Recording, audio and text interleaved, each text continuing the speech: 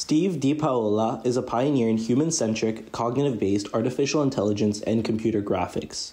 DiPaola's sustained research excellence has produced pioneering interdisciplinary theories, methods, cutting-edge technologies which using parameterized computer techniques create model processes that analyze, simulate, and generate human expression, behavior, empathy, and creativity. DiPaola is also a pioneer in AI and computational-based art. His artwork has been exhibited internationally at major museums and galleries.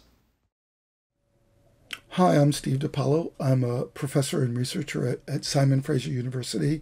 I came to Simon Fraser many years ago from Stanford, where I was faculty, to help start a new school, which was actively marrying the arts and sciences together in a very interdisciplinary way, using computers as the language that put them together. It's quite a thriving school of 1,000 undergraduates and over 100 PhDs at the moment. I'm a cognitive scientist, so I think about the human mind, and I tend to model that with my research group with AI in a way where it can be used in a lot of different application fields and in the arts as well.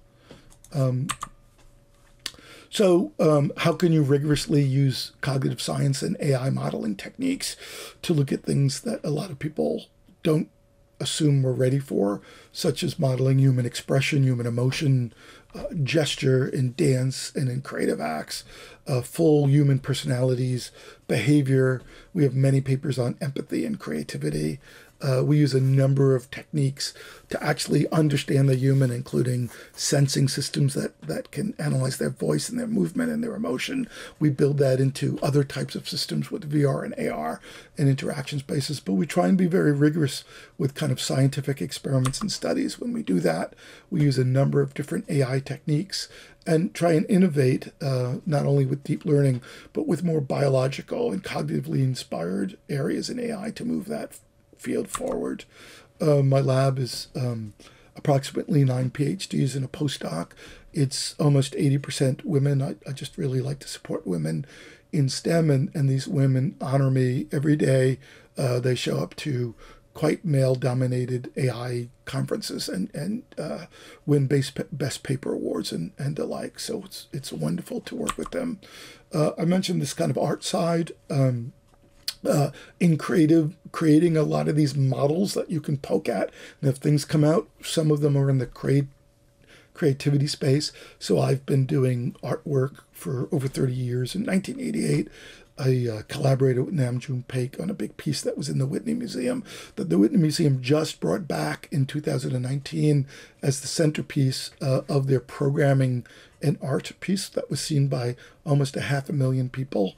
I came back later that year to New York to the Museum of Modern Art with an AI art performance that was done in the auditorium. I tend to make these systems, use them, give them out to other people, study them, understand creativity. We tend to do that with science papers like here in the journal Nature. So how can you do that? Here's an example of systems that understand painterliness, and in that way, one application space was a Google Knight Foundation grant to try and better a documentary anonymization system. Typically that's blurring or pixelizing the face, but you lose all the emotion of the face, and it really hurts the storytelling and the empathy that we're so after. So we're using the 2,000-year history and philosophy of what artists are able to do with both abstraction and understanding people and bringing that out through other means, that color and style. So that would be one version of a system we do. We're doing that with a number of sensing systems as well, too, heart rate and mind systems. And there's a deep ethical issues there, so we talk a lot about AI and ethics. Here's an example of that in health. This would be a mental health counselor who's using one of our brain controlling systems where she's almost creating the environment around her that's comfortable and meditative for her patient who is in a VR system. So rather than just explaining what he should do and how he should feel, she creates a living world from her mind and brings him into it as a different form of therapy. We're also working a lot with human and and animal behavior. Here with Vancouver Aquarium, we're using AI whales, where we use this sophisticated AI system to model whales. The long-term goal here is to keep animals ethically where they belong in the wild, where they act naturally, not in small cages or tanks. And the idea would be to sense them, keep them in the wild, model that, sometimes even a specific animal, and bring that behavior virtually into virtual aquariums and museums. So people still getting the education and the excitement of animals, in this case, literally with them out in the wild rather than stuck in a cage. We do that with for humans as well, too, in all ways. So creating these modeled characters where you have to think about gesture and movement and expression and facial animation. I did that for the Sims, using one of the first AI systems for that.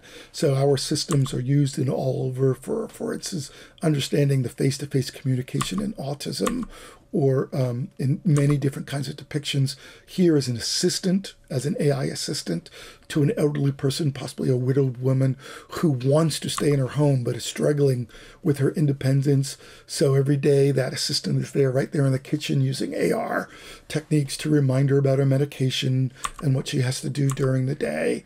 We're also doing that in to help nurses during lockdown with in COVID training, and in other forms. So that gives you a nice quick sense of what I'm doing. So Steve DiPaola, Simon Fraser University. I love to collaborate and help out in any way. So come look me up. Thank you.